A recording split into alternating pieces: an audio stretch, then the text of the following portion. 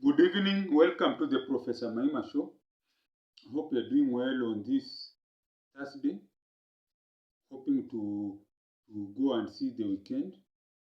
And I hope all your plans become better as the week goes on. So today I want to talk about our President Ruto, President William Samoi Ruto, firing his incompetent cabinet. So here in Kenya, there were demonstrations started by young people below 30. They went on the streets, demonstrated. The demonstrations were at first peaceful, then they became violent. Many people were injured, others died, unfortunately. But what has been going on is that the Gen Zs have been making many demands.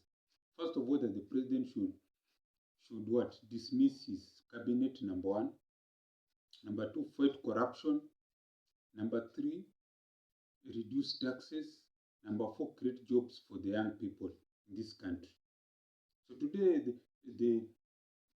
the President, William Ruto, has conceded to one of the demands of the young demonstrators, young Gen Zs. He has fired his own incompetent cabinet secretaries. You know, can you have cabinet secretaries like ministers? They are around 25. They hold each ministry.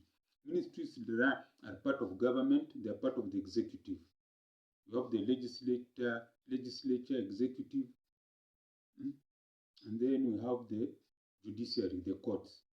So under the government, the executive, we usually have the president, deputy president, and then you have the cabinet secretaries.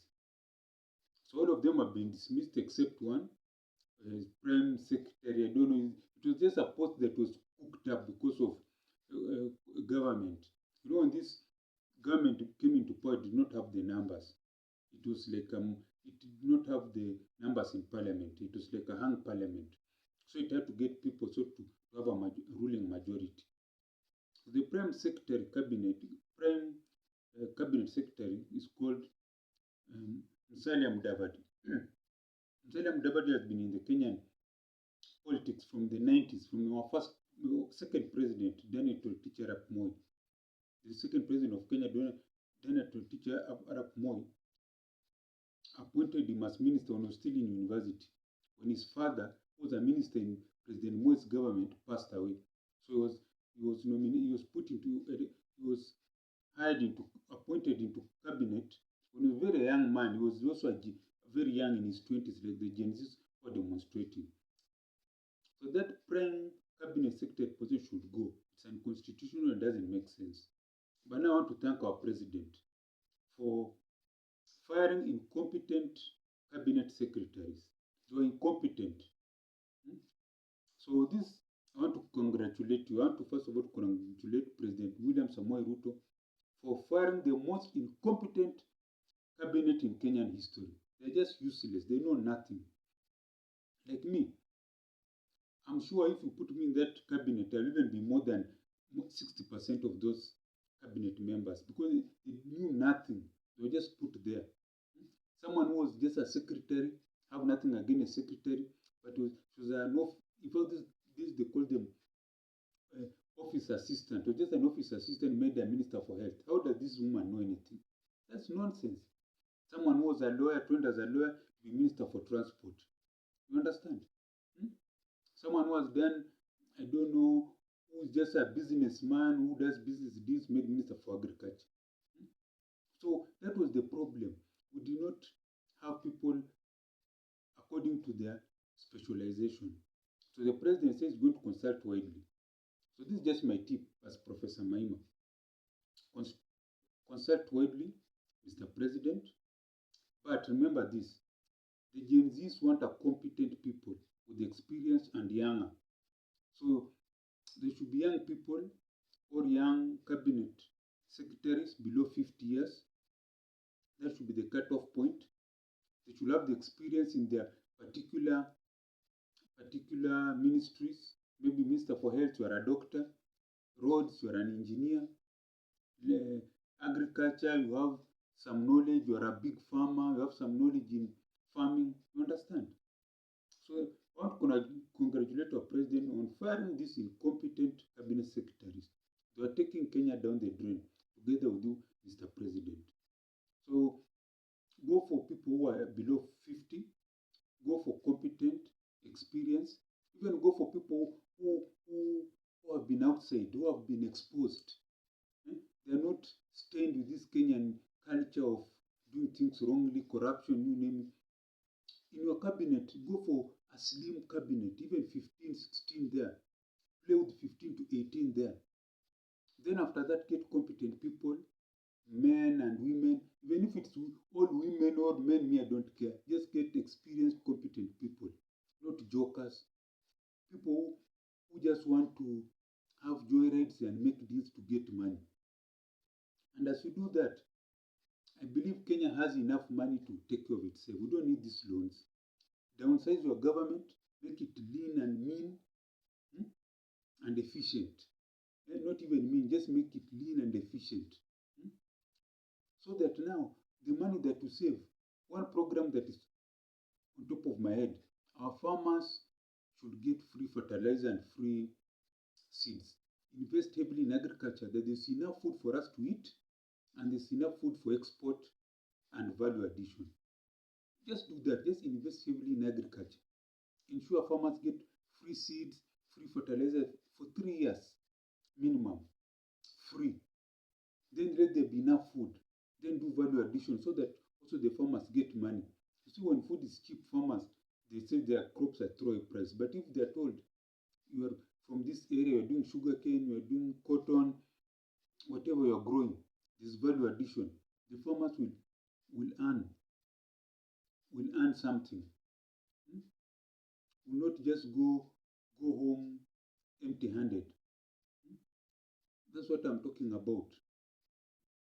Value agriculture, invest heavily in agriculture. Agriculture is everything. Agriculture is everything. That's what I'm talking about. Second of all, we need heavy investment in our transport sector. Our roads are in bad state. The El Nino rains exposed them. They exposed the poor road network. There's no functioning rail network within Nairobi. Nairobi should be having a rail network like yesterday, connecting every area of Nairobi. Then get this matter to people, tell them to come together and loan them buses that they can operate. And then with these buses, they can be real serious circles where there's money. One bus can even have 4 crews operating maybe from 5 in the morning to 11, so that there's a crew for 8 hours, another crew for 8 hours, and then at night the young men wash them, they do maintenance. Like they used to do when I was growing up, the Kenya bus service or Nyao bus. They used to operate during the day, and then at night, there were people who would maintain them, wash them, clean, what. Our buses are very dirty and filthy. Once that is done, education system needs to change. 844 needs to go. Is it 844 CBC? CBC. CBC needs to go. Bring back 844. CBC is destroying this country. CBC is destroying this country. It needs to go. Bring back 844 education system. Let it be organized. Ensure education is free from nursery to what? To university. By ensuring this CDF, you dissolve the whole CDF. I don't know what. Put it in one big fund that its main aim is to fund education, both for what? From the elementary, secondary, university, and also technical colleges. So it's just a fund that looks at education.